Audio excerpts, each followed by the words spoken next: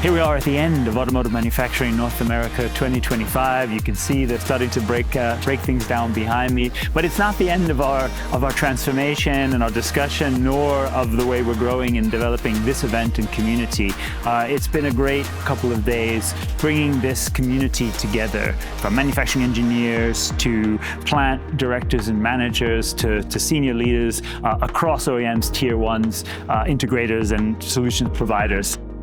The framing is really that this industry is facing faster change, shorter product production development cycles, and more instability than we've ever seen before. And that's just a fact of it. That's not something we can necessarily change, but it is a fact of the market. Dr. Hans-Bernd Kettler from Bosch talked about the importance of working with engineering, manufacturing, logistics, finance to ensure a product launch is successful, whether it's taking traditional processes like simultaneous engineering and really optimizing them, both with more advanced tools and reliable data sets and moving towards things like digital twins, but also very, very importantly, co-locating team members together, whether it's moving R&D engineers into plant environments and understanding more about the impact that they can have. That was a point sort of further emphasized by Jose Carlos Jimenez from Aptiv, in which the transformation of our products and into software-defined products is also supercharging the need to really optimize processes end-to-end across the value chain.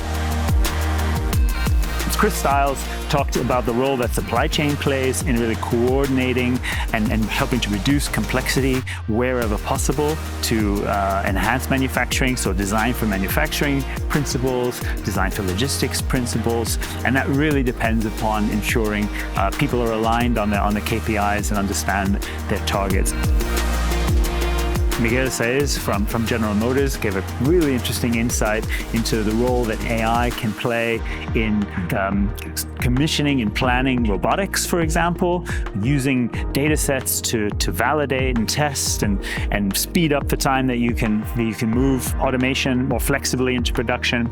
And that sort of capped off into our final discussion on future-proofing, where we looked into virtualization of processes. Keenan O'Brien from Stellantis talking about how you can virtualize the factory layout process to get tooling in faster, to reduce the downtime and changeover time or error time that comes in factory layouts.